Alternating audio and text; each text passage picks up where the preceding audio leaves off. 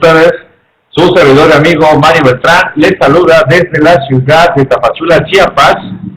De nueva cuenta en la sala virtual de la Asociación Nacional de Fiscalistas.net AC. En esta ocasión, en la hora del taxista, queremos compartir con ustedes el tema de los efectos fiscales de la balanza de cierre del ejercicio de personas morales 2016, esto con motivo de su declaración anual. Como tú sabes, esta declaración pues ya la tuvimos que haber enviado, y si no, es que tenemos propiamente hasta el 31 de marzo para poder cumplir con esta obligación. Sin embargo, la declaración no queda solamente ahí en el envío, sino que tenemos que hablar propiamente de la corona de la fiscalización, que es esta contabilidad electrónica. Y no es casualidad de que el artículo 28 del Código Fiscal de la Federación nos señale propiamente que tendremos que hacer envíos mensuales, pero por reglas misceláneas se establece también de un envío de la balanza 13, la famosa balanza 13 que contiene los ajustes que para efectos fiscales así correspondan. Entonces, mira nada más el detalle que vamos a tener con esta preparación. Y para ello, antes de iniciar, quiero saludar a todos los colegas que amablemente nos acompañan y te quiero pedir el favor, si igual deseas compartir esta información o esta charla con algún colega, pásale la liga, compártesela para que podamos interactuar. Mientras tanto, saludo a Chivita de Sonora, a Guillermo de la Ciudad de México, a Héctor, a José Luis, a Maricruz de Ciudad de Veracruz, a Octavio de Ciudad de México, Ricardo de Quintana Roo, Silvia Rosales, Verónica, Víctor Macayo y Víctor Herrera de Arizaba. Ricardo de Quintana Roo, ¿de qué parte de Quintana Roo? Hace 3 semanas estuve en Chetumal dando un curso por ahí de miscelánea fiscal electrónica. Bueno, vamos a iniciar, por favor. Si hubiera alguna duda o comentario, estamos a sus órdenes en lo que les podamos ampliar la duda. Y todo surge con esta regla de la resolución miscelánea fiscal 2016. ¿Por qué? Porque es la que va a aplicar a las personas morales en su declaración, y nos habla textualmente que en el caso de las personas morales, el archivo correspondiente a la balanza de comprobación ajustada al cierre del ejercicio se enviará a más tardar el 20 de abril del año siguiente al ejercicio que corresponda. En el caso de físicas, a más tardar el 22, eso lo veremos ya en el mes de abril. Pero ahora, estamos hablando de las personas morales. Y fíjate, hay que tener mucho cuidado en lo siguiente, colega. Estamos hablando de la persona moral. La persona moral, nuevamente, y lo voy a estar repitiendo, envía su declaración anual, ¿sí?, a más tardar el día 31 de marzo. Todo parece estar bien, todo parece estar muy claro. Sin embargo, ¿cómo enviaste declaración anual? Es una pregunta que te quisiera hacer. ¿Ya tienes esta balanza ajustada? ¿Ya tienes esta balanza de cierre? Porque imagínate que no la tengas, que tú hiciste la declaración anual con el esquema tradicional. ¿Y a qué me refiero con esquema tradicional? Bueno, que simplemente formulamos la balanza financiera. Y no quiero decir con eso 2 balanzas, no, sino que simplemente existe una balanza financiera con óptica financiera y la misma información pero con óptica fiscal. Y que muchos tal vez estamos cometiendo estas imprecisiones al querer formular una declaración anual de personas morales con la balanza de enfoque financiero, no con esta balanza de enfoque fiscal, que es lo que vamos a ver a continuación en 7 diapositivas. Bueno, entonces, ¿cómo lo enviaste? Si es que lo enviaste terminando tu declaración anual. ¿Y cuál es la base de esa determinación o de esa cuantificación? No lo sabemos todavía. No sabemos propiamente cómo es que lo estás haciendo. Pero yo te invito a que si no lo has enviado, si estás a punto, simplemente toma en cuenta estos detalles y vas a ver con más precisión cómo lo vamos a elaborar. En primer lugar, uno de los principales problemas que tenemos nosotros como contadores es precisamente el tema de las deducciones. ¿Por qué? Bueno, sabemos que los ingresos se acumulan de cualquier modo. Cuando digo de cualquier modo, es que solamente con el comprobante fiscal, con entregar el bien, con prestar el servicio, o simplemente con recibir un depósito bancario, sea parcial o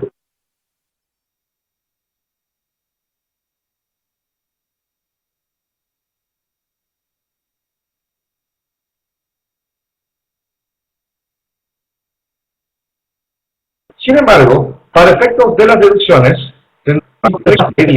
también tenemos un problema muy grave en la fracción cuarta, que estas deducciones deben de estar debidamente registradas en contabilidad. Y para ello, muchos preguntamos, oye, ¿cómo hago el registro de la deducción de inversiones? ¿Cómo hago el registro de la ajuste anual por inflación deducible? Simplemente lo dejamos nosotros en los papeles de trabajo. Y esto representa un riesgo ya en el ámbito de revisiones electrónicas,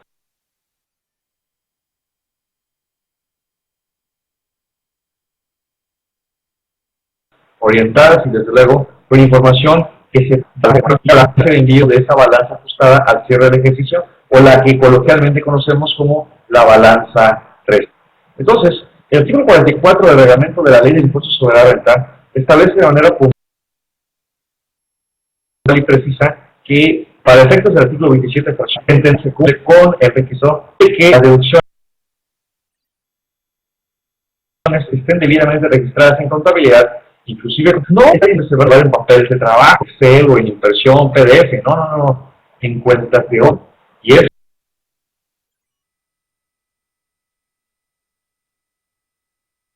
esto debe de ser muy importante y sobre todo muy tiene diferencia y tal vez es algo muy importante y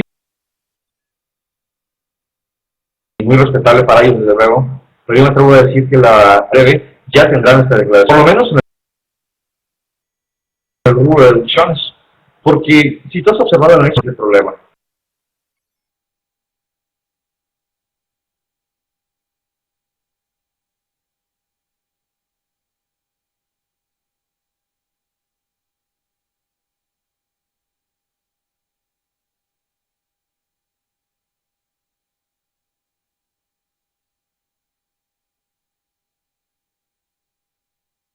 Tienes gastos de venta, gastos de administración, gastos de todo que dice en un momento filosófico, un momento de relación, que cuando la autoridad haga la validación de esas cuentas de resultados, el total de costos de gastos menos sin requisitos, menos no deducibles, y con eso tendrá nuestras deducciones autorizadas, a reserva de que tú, por ejemplo, tengas una erogación que no tiene comprobante fiscal o que no cumple requisitos y aún así lo incluyes como un gasto, ejemplo, de papelería. Observes entonces el peligro que tiene el envío que hacemos de la contabilidad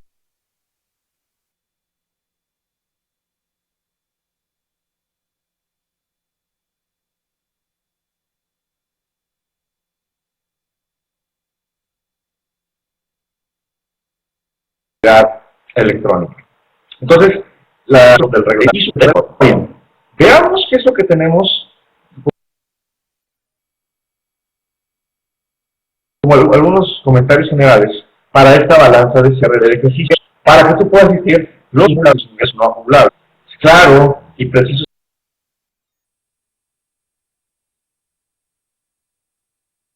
señalar que con base a las normas de información financiera y aplicando el postulado de la entidad,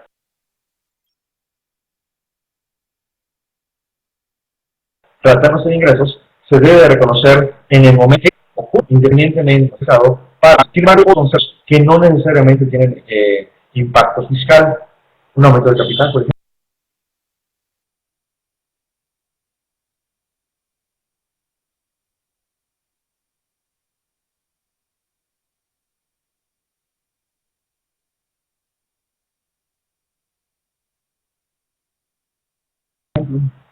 La absorción o el reconocimiento de las pérdidas, valga la excepción,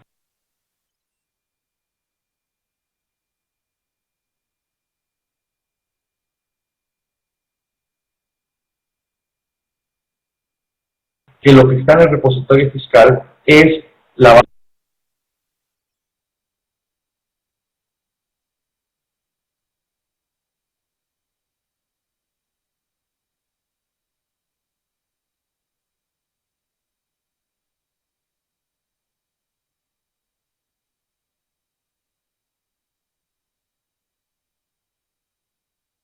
tenemos estos ingresos que son claramente identificados, que también de regiones electrónicas, pues simplemente vamos a tener este detalle sustancial en donde nos van a decir, oye, ¿por qué estás considerando solamente 1 millón de ingresos para efectos del impuesto sobre la renta?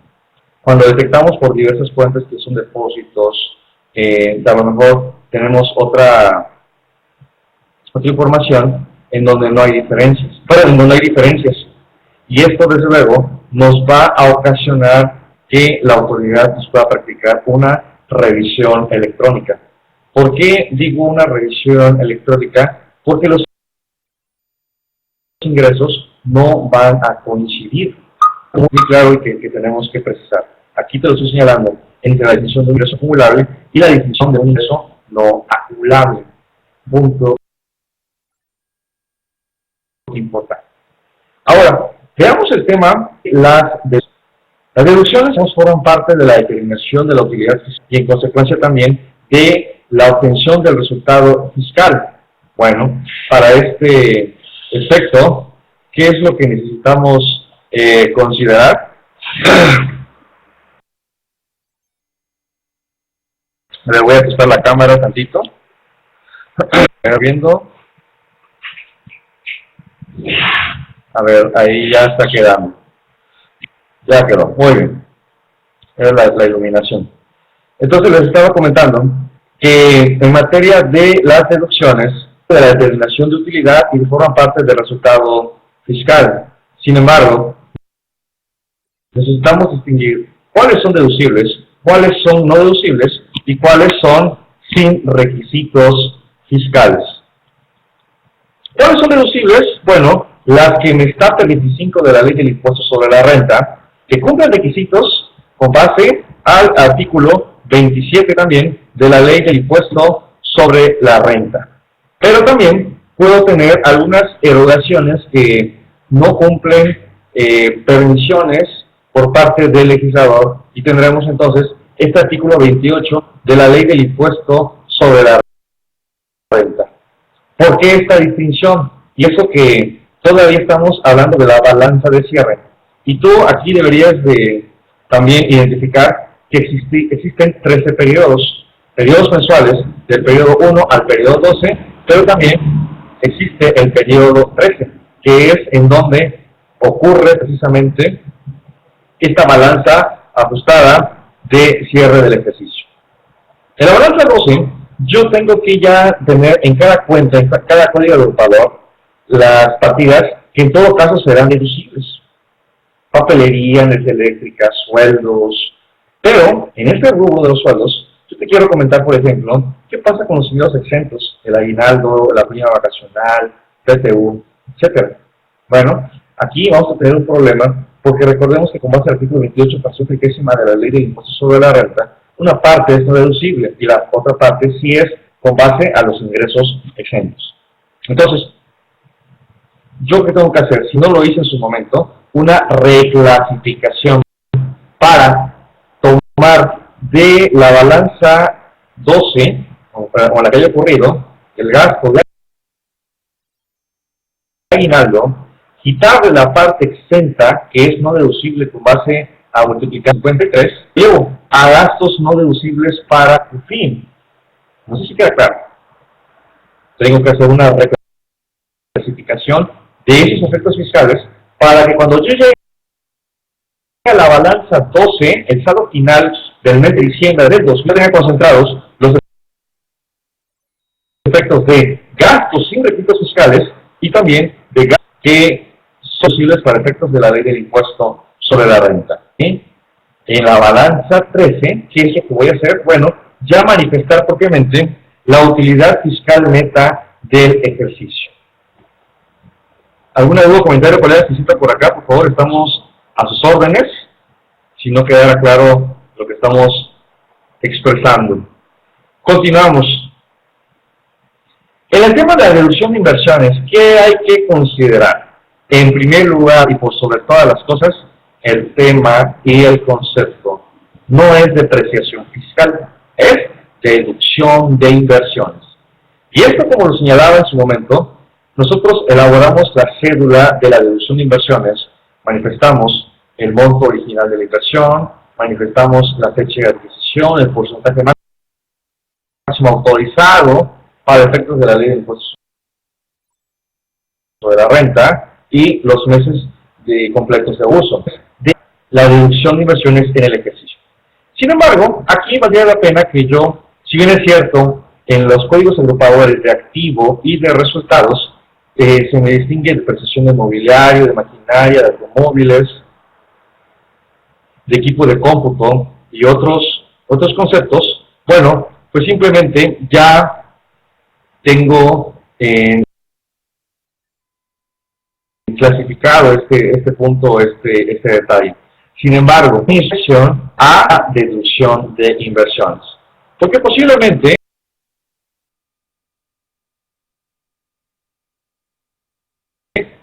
nosotros tenemos, bueno, lo voy a depreciar al 30%, que coincidentemente es la misma situación que para efectos de las acciones. Yo tengo que hacer este registro en cuentas de orden. No es lo mismo cargar al gasto de depreciación de equipo de cómputo con abono a la cuenta complementaria de activo de depreciación acumulada de equipo de cómputo, porque allá me atrevería a decir 500 pesos, 500 pesos.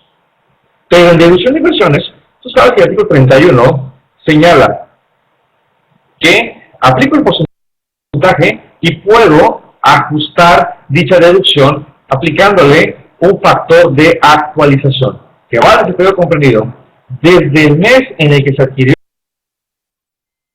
el bien hasta el último mes de la primera mitad del ejercicio por el cual se efectúa la deducción.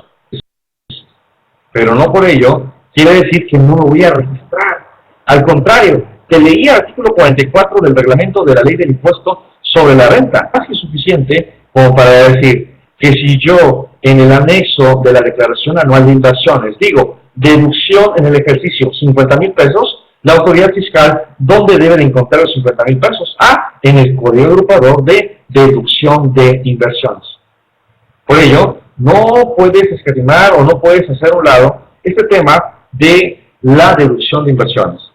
Dice Raimundo, mi buen amigo Raimundo, que tuve el gusto de estudiar con él 3 años en Campeche.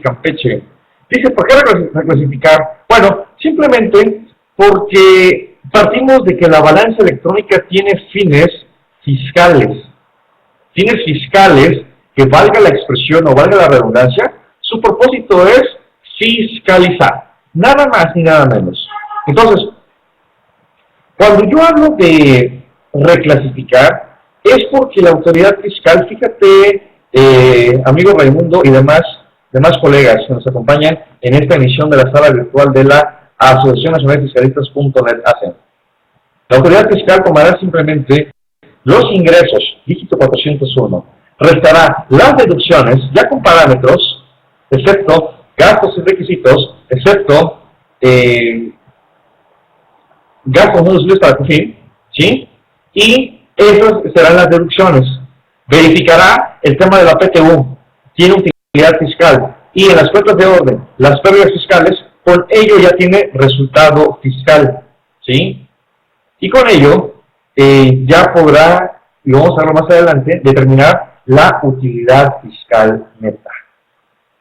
¿Qué porcentaje de efectividad tendrá? Bueno, tal vez un 90%, 85%, 80%.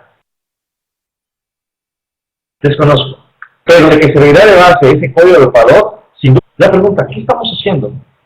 Me pregunta, o sigue comentando Raimundo, y si con todos los datos sigues en condición de utilidad, adelante. Pero tendrás, ¿en dónde? En otras cuentas de orden. Y algo que he estado platicando en mis cursos de declaración anual de personas morales. No es lo mismo usar o más bien, ¿qué implicación te da el utilizar otros gastos, otros ingresos, diversos, varios, gastos no identificados?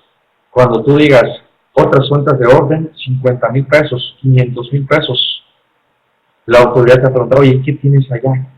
Y si no tuviste el cuidado de tomar el código agrupador de no deducibles para COFIN, pues simplemente tendrás problemas porque ya repartiste dividendos que tuvieron efectos de COFIN, provienen de COFIN, artículo 10, párrafo tercero.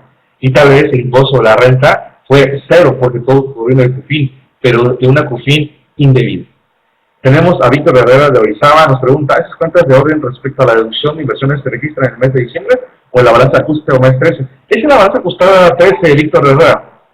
Coloquialmente la llamamos balanza 13 para efectos de lo que establece la contabilidad electrónica o la balanza de ajuste que en nuestro lenguaje contable manejamos. Balanza de ajuste, balanza 13 es la misma y es ahí donde vamos a desplegar estos efectos fiscales. Entonces, les comentaba porque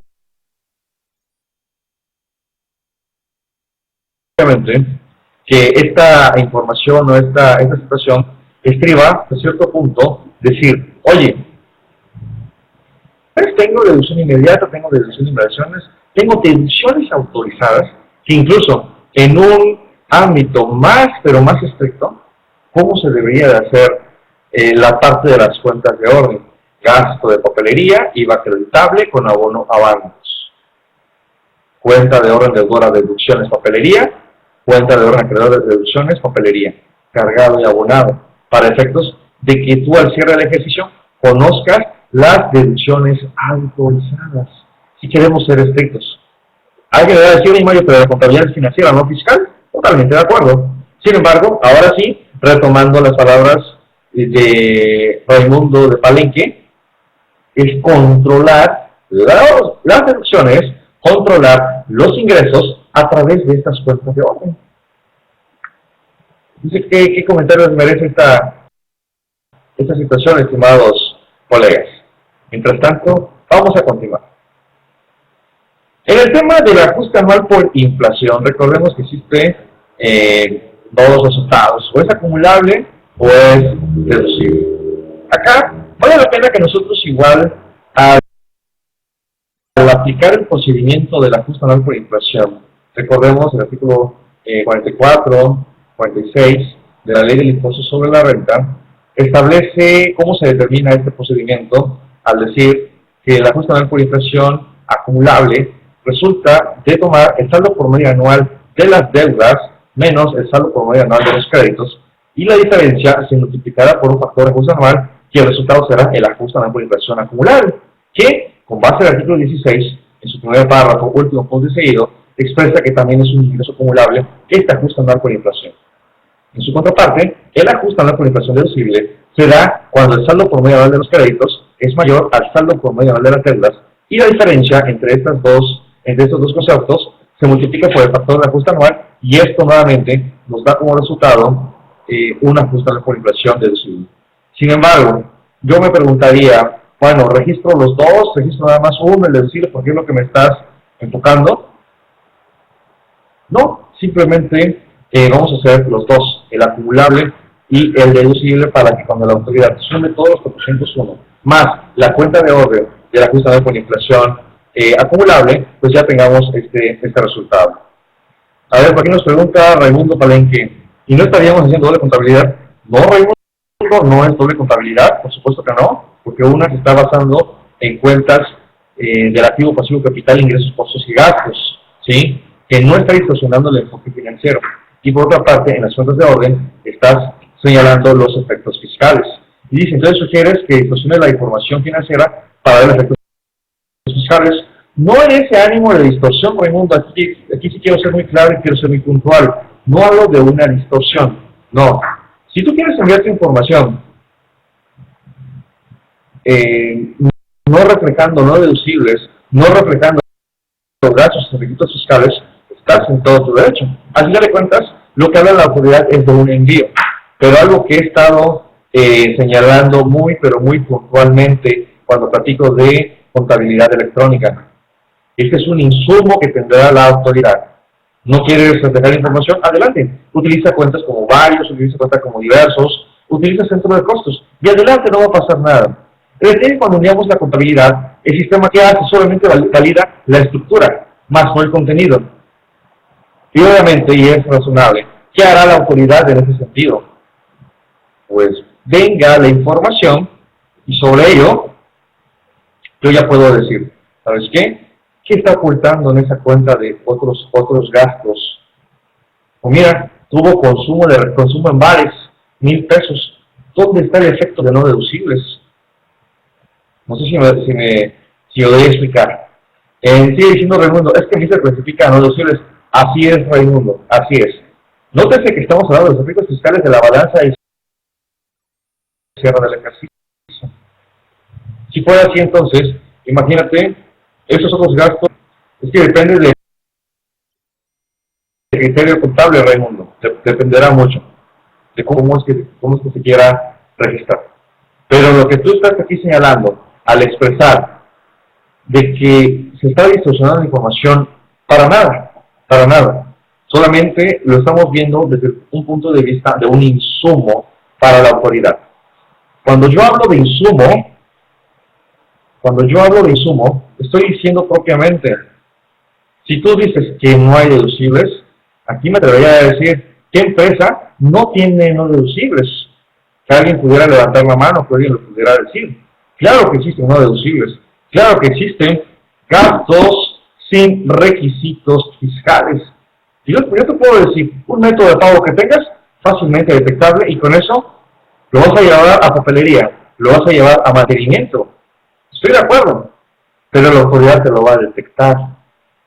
Y todavía más aún, si no tienes el cuidado o si no tienes la atención de revisar de manera detallada qué es lo que incluye cada anexo o cada auxiliar de papelería, pues simplemente vas a considerar todo como deducible. Dice Raimundo, insisto, los no deducibles podrían ser controlados en cuentas dobles. Adelante, yo no estoy diciendo que no sea así, Raimundo, lo puedes hacer. Nada más que la perspectiva es la que me gustaría ver cuando la autoridad te requiere información de pólizas si no las asociaste, si las pólizas tienen folios fiscales que no cumplen con requisitos. Porque diría por ahí, hasta el mejor casado se le va la liebre. Lo puedes hacer en cuentas de orden. No hay una regla o no está propiamente situado en Código Fiscal de la Federación que así se deba de llevar. Sin embargo, muchos, ¿qué es lo que estamos haciendo? Ya generar una balanza de comprobación con estos efectos fiscales. Porque si no, imagínate, ya no tendríamos que manejar, por ejemplo, la cuenta de los pagos provisionales. Pero yo te preguntaría, el pago provisional de IFR, ¿dónde lo registras? ¿Lo registras en activo o lo registras en gastos? Y esto nuevamente en el ánimo de querer no ser tibios, o se es frío o se es caliente. Soy frío, me voy con fiscal, efectos fiscales. Soy caliente, me voy con NIF, pero no puedo estar mezclando los efectos si queremos hablar de una postura de realización. Entonces, en ese sentido, en la opinión de un servidor, y claro, muy respetable lo que tú comentas, se puede controlar en cuentas de orden, sin el ánimo de, vamos a utilizar la expresión, alterar la esencia financiera o la esencia contable. Sin embargo, yo te preguntaría y le pregunto a todos los colegas, ¿estás o estamos listos para recibir una revisión electrónica en donde no se nos haya escapado nada? Esa es una pregunta que el tiempo nos podrá dar la respuesta. Yo sé que somos contadores, lo reconozco y creo que todos compartimos esta situación, pero la obligación del 2014 no es la misma la obligación del 2013 respecto a este envío de contabilidad electrónica. Si hubiera un comentario del mundo igual, vamos a retroalimentarlo. Voy a avanzar con la CUFIN. Cuando hablamos de la CUFIN,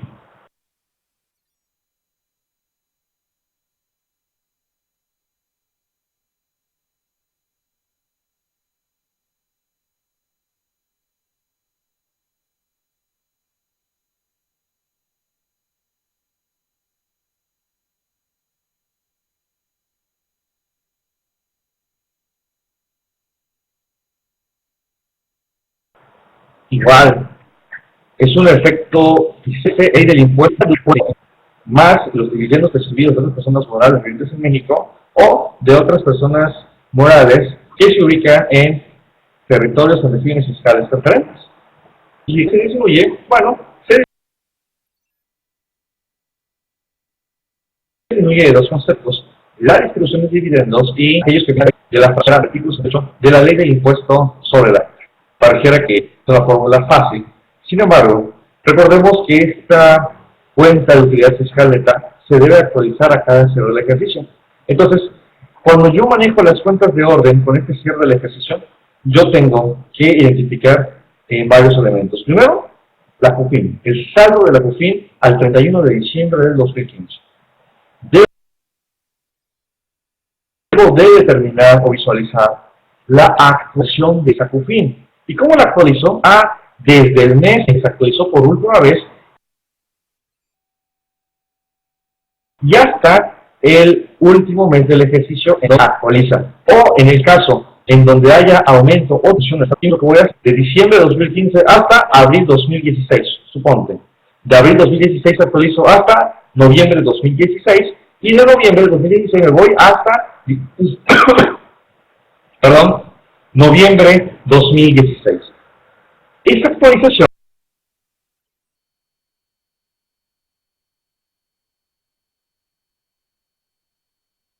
yo la debo de registrar en las cuentas de orden. ¿Para qué? Bueno, para que cuando yo le diga a las cifras al cierre del PIN 50,000 palabras de 13, ¿qué aumento de CUFIN puedo tener cuando yo percibo dividendos de otra persona moral? Debo revisar el cargo y el abono al código de Ecuador de la cuenta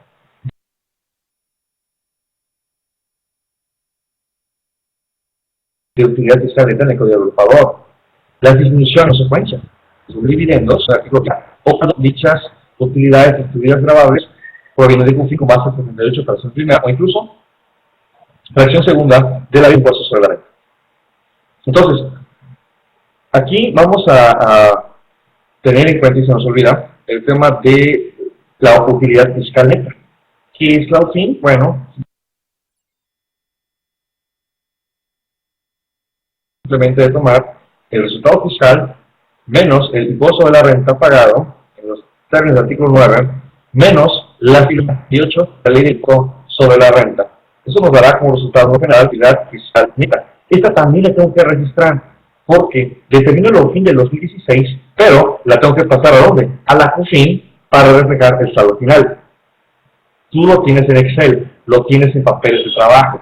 Sin embargo, eso va a ser muy importante que vayas midiendo, por lo menos, si no hubo percepción de dividendos o distribución de los mismos, que tú vayas consiguiendo que hay un aumento de actualización, ¿sí?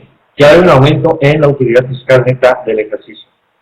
Pero también puedes tener una disminución cuando en la determinación de la utilidad fiscal neta, el monto del impuesto sobre la renta pagado y el monto de los gastos no deducibles es mayor al resultado fiscal. Entonces, ahí la ley de impuesto sobre la renta le llama la diferencia 37, párrafo quinto de la ley de renta, y que coloquialmente lo conocemos como la UFIN negativa. Yo, en lo particular, ¿dónde la registro? La registro en otras cuentas de orden, porque no existe la UFIN negativa como tal en la ley de impuesto sobre la renta. Existe UFIN cero o UFIN positiva.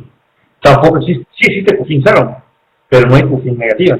Por lo tanto, esta se debe de llevar en otro del código agrupador del anexo 24 con la finalidad de que en dos momentos. El primero, si por ejemplo yo tengo negativa del 2015 y ahora en el 2016 tengo UFIN positiva, vale la expresión, de pronto estas UFINes y la UFIN positiva se resta y esa se la adiciono a el saldo de la correo. Bueno, también se me olvida, o se olvidaba, perdón, que esta UFIN negativa del 2015 la tengo que actualizar hasta 2016 para confrontarla contra la UFIN positiva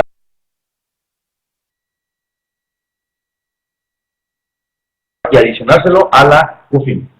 pero también puedo siguiente. La UFIN que yo tengo de 2015, o sea, 1.000.000 de pesos, hoy en 2016 tengo una UFIN negativa de 200.000. Entonces, millón lo actualizo y luego le resto los 200.000 para que me queden 820.000, 830.000 pesos de ese saldo de la cuenta de utilidad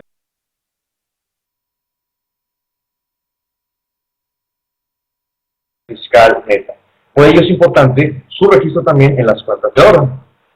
Algo decía, para efectos que en el Raimundo puedo tener un mercancías de consignación, mercancías sin comisión que se pueden llevar en cuentas de orden y no tengo que esperar al mes 13. No, los efectos fiscales que repercutan al cierre del ejercicio con esta balanza del mes 13, bueno, se deben de recordar en febrero, en agosto, en noviembre, en diciembre, según sea el caso. Pero reducción de inversiones, ajustando por inflación, fin, buca, pérdidas, esas se registran sus efectos fiscales, ¿en dónde? En el mes 13. Aunque los papeles del trabajo forman parte de la contabilidad, ¿es correcto algo?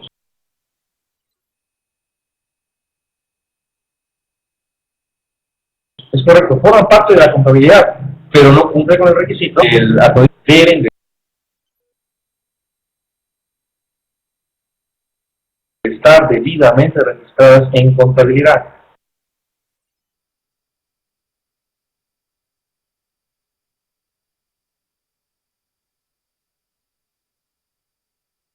Y con esas registradas, yo no sé si registrar quiere invocar tener o cumplimos con el requisito. Bueno, entonces les hablaba de esta cuenta de utilidad fiscal neta, de la importancia de su registro y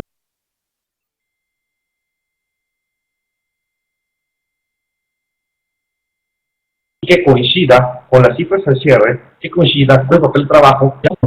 Por otra parte, también tenemos a la cuenta de capital de aportación, fundamentada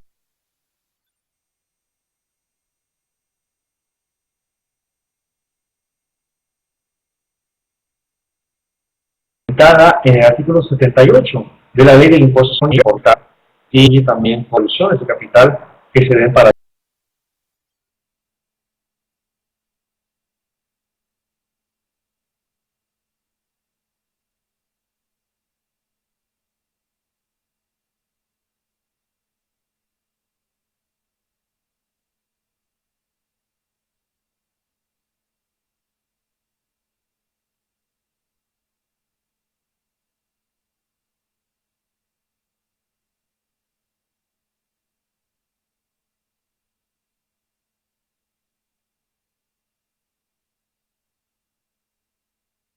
tales.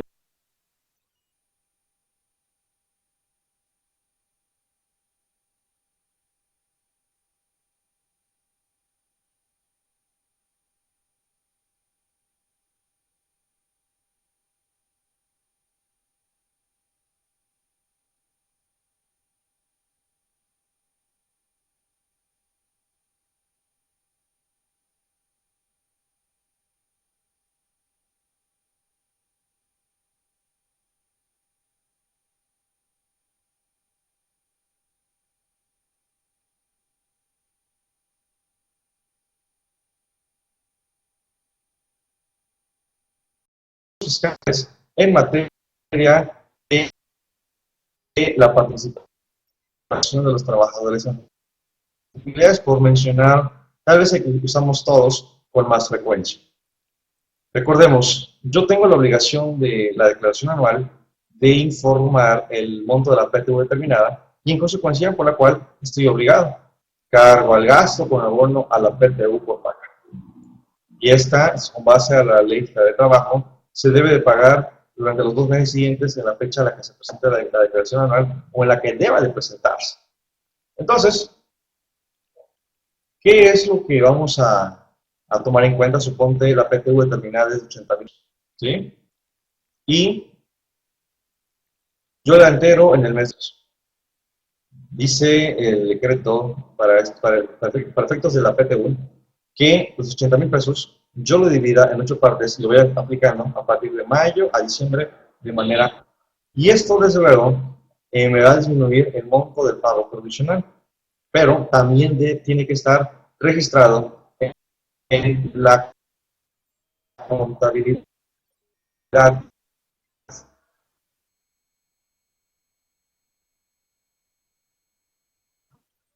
para efectos de que la autoridad, cuando vea el pago referenciado, dice aplicó PTU, dónde está en su contabilidad y pueda coincidir.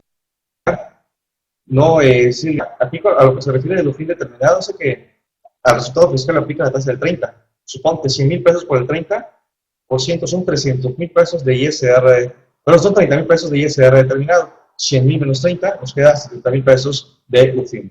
Dice Aldo del Chiapas, en el caso de las SAS, ¿cómo se aplica la PTU? Bueno, Aldo, aquí no hay distinción de si es SAS, si es ASB, cooperativa, entre otras. Simplemente habla de una empresa y debe de seguir las reglas que establece para efectos fiscales el artículo 9 de la ley de renta a los ingresos